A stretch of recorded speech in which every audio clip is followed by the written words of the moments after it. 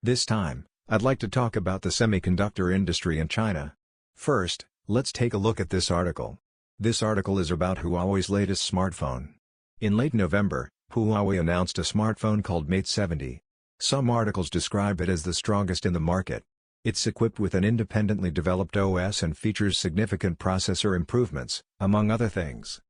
Since the beginning of this year, Huawei's smartphones have been the focus of attention for one particular reason. What is it? There's been speculation that Chinese manufacturers might introduce 5nm chips this year. The reason this is so noteworthy is that China is currently facing strong sanctions from the United States. Additionally, the Netherlands has joined in by stopping the supply of semiconductor manufacturing equipment. Because of this, it has been said that China can only produce chips at the 14nm level. However, there are reports that China has manufactured 7nm chips and might even advance to 5nm chips, which has drawn significant attention. Huawei's smartphones are equipped with a CPU called Kirin.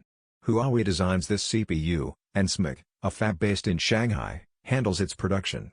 SMIC's manufacturing technology is believed to have enabled the mass production of 5nm chips, which has made Huawei's latest smartphones a major point of interest. Regarding this, Indo wrote an article titled China's Semiconductor Frontline.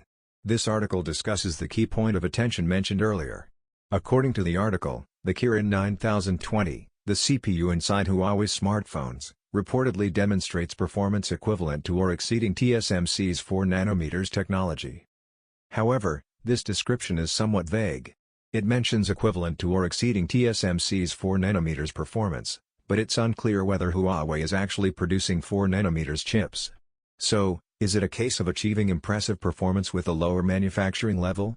Or is Huawei already producing state-of-the-art 4nm or even 3nm chips? To answer this question, another article provides clarification. The article reveals that the latest Huawei Mate 70 smartphone contains a 7nm chip, not the anticipated 5nm chip. The chip was manufactured by SMIC, based in Shanghai. Despite the high expectations for a 5nm chip, it turned out to be 7nm. For additional context, SMIC's technology is said to be 5 years behind TSMC's. TSMC began producing 7nm chips in 2018, and by the following year, they had refined the manufacturing process to begin mass production of these chips. In comparison, SMIC's progress is about 5 years behind.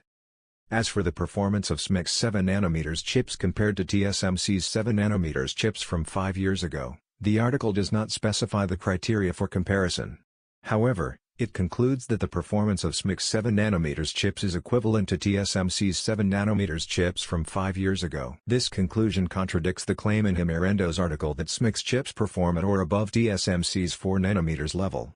Incidentally, Indo claim was not based on his own verification but rather on information from Chinese tech influencers. Since these influencers may have a bias toward China, the information in the English language article appears to be more reliable. Let's explore this topic further. The fact that Huawei's smartphones contain 7nm chips is impressive in itself. Due to U.S. pressure, China currently lacks the manufacturing equipment required to produce cutting-edge chips. These machines, made by ASML in the Netherlands, are essential for producing the most advanced chips. The manufacturing equipment currently available in China is about one generation behind. Based on these older tools, it was believed that China could only produce 14nm chips. However, by using a technique called multi-patterning, repeating lithography and etching multiple times, China managed to produce 7nm chips.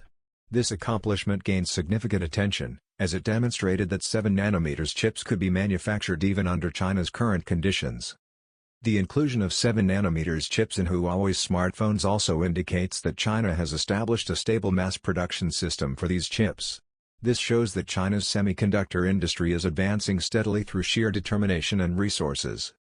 However, using multi-patterning for 7nm chips likely results in low yields, higher costs, and increased power consumption. According to the English article mentioned earlier, producing 7nm chips under such conditions is a slow and inefficient process. Currently, China uses DUV, deep ultraviolet, lithography, which employs deep UV light. The resolution of these tools is determined by the wavelength of light used. Meanwhile, the cutting-edge technology uses UV, extreme ultraviolet, lithography, enabling even finer processes. At present, China's reliance on DUV technology places it at a disadvantage compared to countries utilizing UV technology. This creates a competitive edge for the United States and its allies. Some may wonder if China will develop its own UV equipment to rival ASML. China indeed has such ambitions. However, the semiconductor manufacturing process involves countless specialized companies worldwide. Each of these companies continually conducts advanced research and development. As such, even focusing on just one area is a daunting challenge, and trying to develop everything from scratch is strategically impractical. For instance, ASML's equipment itself relies on cutting-edge parts supplied by Japanese and German companies.